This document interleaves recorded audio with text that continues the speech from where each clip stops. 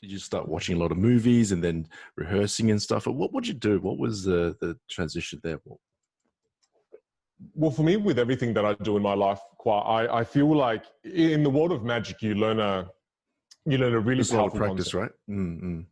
Yeah, but I mean, the big thing, the philosophy you learn from magic is every single magic trick has a very simple solution. Okay. And it's why there's a quote in the world of magic where magicians say, magicians guard an empty treasure chest.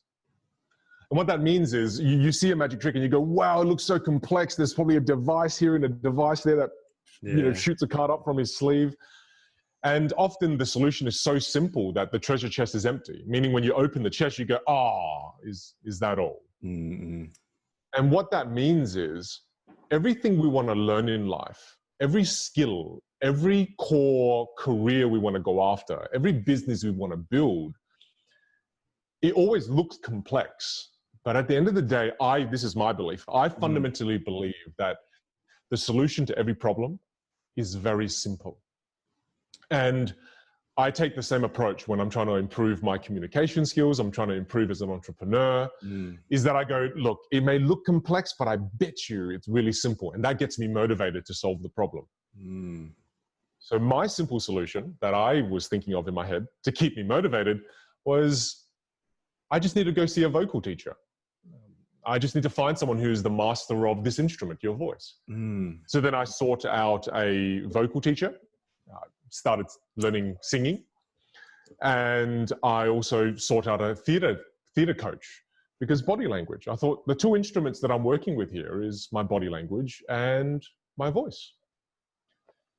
So before I became a speaker, because I loved the idea of taking something I was so bad at and turning it into a career, it was an itch that I had. So I before that, one of my mentors said, Vin, do the world a favor and make sure you go do some training, learn how to use your instrument. So I did those two things. And then I realized, Khoa, that our voice is an instrument. And most people don't view it as that. And I wish I could do it for you now, but if I played for you a piano song and didn't tell you the genre of it, and let's say it was a sad piano song, then you'd feel sad. But if I played for you something that was happy, you'd feel happy. You see, piano songs have no words. How do you know how to feel? The melody is universal. And most people don't realize that their voice has an underlying melody right now.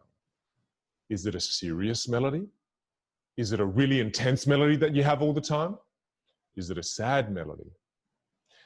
Your voice is an instrument, and how you use your voice actually impacts how people feel. So the sooner people make that kind of understanding and make that switch in their minds, the sooner I think the power of our voice is revealed to them.